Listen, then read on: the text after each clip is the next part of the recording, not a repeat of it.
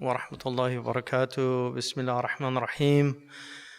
وصلى الله على سيدنا محمد وعلى آله وصحبه وسلم تسليما كثيرا. Alhamdulillah. First of all, welcome back. We haven't had any gatherings really here. Is this the first one since yeah, pretty much. Alhamdulillah. So may Allah subhanahu wa ta'ala bless all of you, keep you safe, sound. The plagues are part of life. It's very interesting. Pandemics, I don't know if we've ever had anything like that in human history. Certainly not shutting down the whole planet. It's a very strange experience. But traveling lately and just seeing how much changed because of these events. But inshallah, may Allah subhanahu wa ta'ala continue to bless us. For those of you who've been through COVID, very interesting. I mean, physically been through it. It's a very interesting experience. So the last time I saw Sidi Harun, a few days later I got COVID. So it had nothing to do with him. But we were at the Bradford Literary Festival, which is a literary festival in England run by Muslims, even though it's actually not a Muslim literary festival. It's a global festival, so people come from all over. But there's so many Muslims in Bradford, so they took it on, and I said that I was delighted just to see Muslims associated with a literature festival. That was fantastic. So we were there to launch this really unusual book. One of the aspects of our tradition is something called tabaqat literature, which is biographical literature. It was a very important genre. And in the United States, if you go to any good bookstore, the biography section is actually quite large because biographies, they're fascinating. And people are fascinated by the biographies of people. I mean, almost everybody, if they had the literary talent, could write an interesting biography because there's no life on this planet that's not uninteresting. There are quote-unquote ordinary lives, but they will still have elements of drama, of tragedy, of comedy, of humor, of sadness, grief, joy, all of the things that humans go through. Each one of us will experience many of those things, if not all of them. So I first met Sidi Harun Sugic 44 years ago, and I was reading the Quran at the time. I had purchased, bizarrely, the George Sale Quran in a used bookstore, which is it's the first serious translation of the Quran into the English language. I mean, there were ones before that, but it had very interesting notes also. But that's the one that I was reading. And the reason that happened is because I had read a book called The Book of Certainty. I'd had a pretty serious car accident and was thinking a lot about afterlife. And I was studying at a college in Southern California. So I had a friend who was at UC Santa Barbara, who we'd actually gone to high school together. So, and I was telling this person about the Quran, what I was reading, and she said to me, "Oh, I just met these people from Mecca." And I was like, "Really? That's where they pray?" And she said, "Yeah, in fact," I gave him my phone number, and right then the phone rang, and I said, "I know it's him. I know it's them." And lo and behold, it was. It just was really just a strong feeling that I had that it was. And it was, Sidi Harun was inviting us to an evening in Ojai, California. So he actually picked me up, and we drove to Ojai from Santa Barbara, and we spent an evening there. And they had just published a book called Jesus, the Prophet of Islam. And I really wasn't that interested in that aspect because I'd actually read a book called The Fellow in the Cap about Mithraism, and I had already come to certain conclusions in my own life about Christianity. So I met him, and I was 18 years old, and he was a young man. Now we're both old men, but it was a very interesting experience because the first thing that happened was, the men went into one room, the women went into another room, that was obviously new for me being from California. And we started talking, and then the time for prayer came, and he said, "Do you want to pray with us?" And I said, "Yeah, sure, I'd love to." And so I went out and did wudu for the first time under a really beautiful October sky in Ojai. And we prayed, and I pretty much knew I was Muslim at that point. I'd already decided that I wanted to become Muslim, but I didn't say anything because I didn't know there was some kind of formulaic thing that you had to do. So we went to LA, and I was spending a lot of time with him during that time. And one day he said to me, "Do you want to become Muslim?"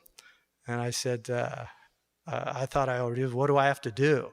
He said, "Well, you have to say Shahada." And so he had me go up and do a ghusl, and then we said Shahada. And actually, I realized later that it wasn't a valid Shahada because there was only one and a half witnesses. So I had to redo that. But alhamdulillah. And we lived together in Monterey. We had a really beautiful place, did a lot of dhikr and study. And then I went to England. And then I came back, and we met up in Tucson, Arizona, and different places. So over time, Harun was married to a wonderful woman from Mecca, Allah yarhamuha, Shadia, and who passed away. And she was the other witness for my Shahada. But we've just kept this relationship over the years, and it's, I think, one of the really profound aspects of Islam. I think one of the most interesting things to me about the Prophet ﷺ, I mean, everything is interesting about him, but one of the most interesting things to me is that all the people that were with him at the beginning were with him at the end. And it's a testimony to who he was, because false teachers always lose people. It's just, there's always going to be people that break off, that are disgruntled, that are dissatisfied. But all the stalwarts that were there from the beginning were there at the end. And so it's a great blessing to have companions in your life, because sahba, and it's another thing that I love about our Prophet ﷺ, is he didn't have disciples. He didn't have murids or atba'. He had companions. They were his companions. And when people came in, they didn't even know which one was the Prophet, because they were all luminous from his light. But he had companions. They were his companions, the Sahaba and Sahabiyat. And he treated them like that. He never treated them. He used to say, تقدموا وخلوا ظهري للملائكة. Walk ahead of me. He would always walk behind them. He didn't even allow them to follow him. He said, "I like the angels to be at my back." We say, "I've got your back."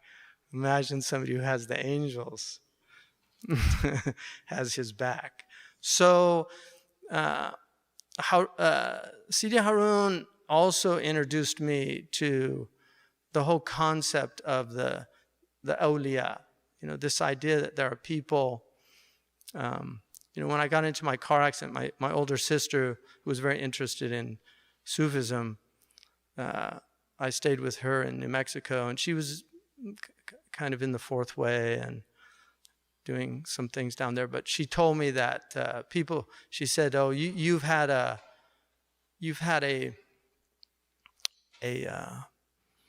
she said, nudging in your sleep." She said, because people are asleep.